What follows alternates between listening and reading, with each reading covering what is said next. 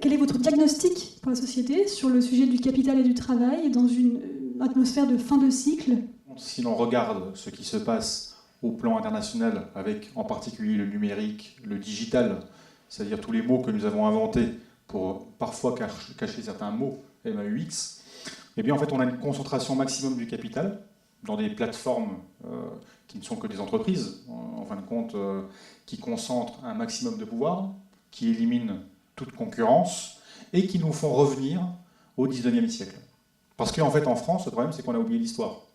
Parce qu'au 19e siècle, il y avait beaucoup de travailleurs indépendants. C'était d'ailleurs la très grande majorité des personnes étaient indépendantes. C'était des travailleurs ouvriers indépendants, en contrat de louage de service. Ils vendaient leur force de travail à un autre travailleur indépendant, qui vendait lui-même cette force de travail à un autre travailleur indépendant, qui lui-même vendait sa force de travail à un marchand d'or, qui lui-même vendait sa force de travail à un autre intermédiaire.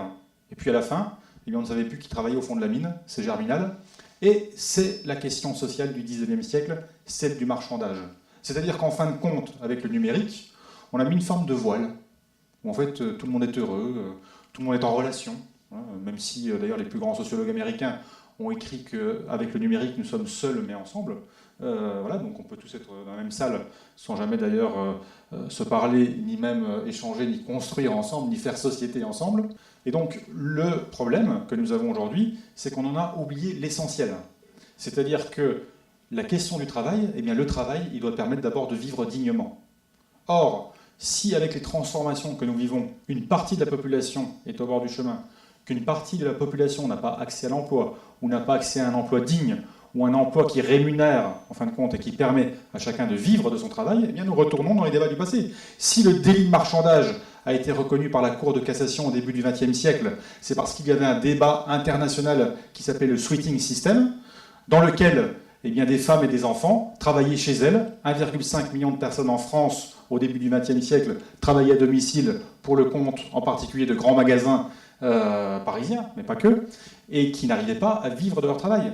Donc la question qui doit être posée, que ce soit le travail ou que ce soit le capital, ce n'est pas le débat qui a eu lieu il y a longtemps sur faut-il créer des associations sans capital, le communisme, ou le débat d'Adolphe Thiers, qui lui était pour l'exploitation de l'homme par l'homme.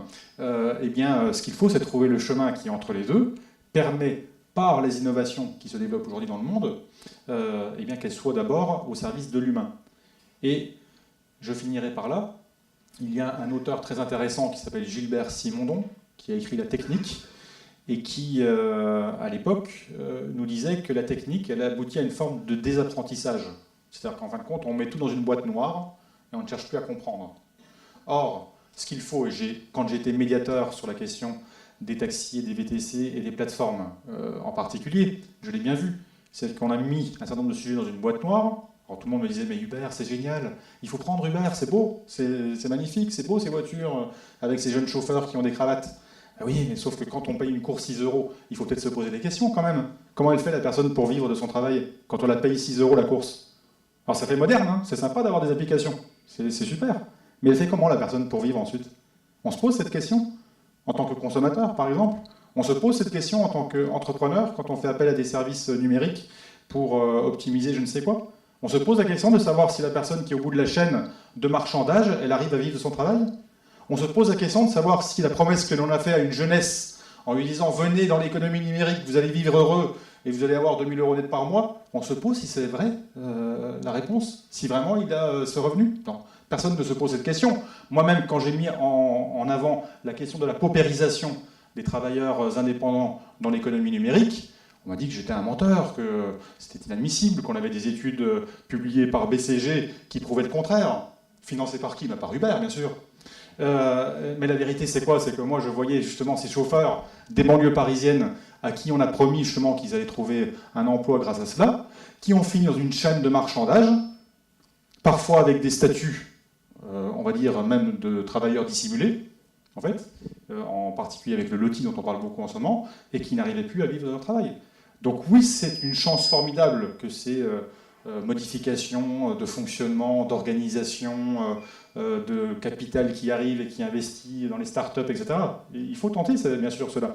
Mais en même temps, il faut mettre vraiment, je pense, l'humain au cœur de la question et se pencher dans toute réflexion sur l'histoire, d'où nous venons, quels ont été nos débats dans les siècles passés, pourquoi nous en sommes là aujourd'hui, et s'il y a eu la reconnaissance du délit de marchandage, s'il y a eu le contrat de travail et le droit du travail, c'est pas pour rien, c'est parce qu'au XIXe siècle, eh bien, vous aviez de nombreuses personnes qui n'arrivaient pas à vivre de leur travail parce qu'elles étaient justement utilisées dans cette forme de marchandage. Voilà.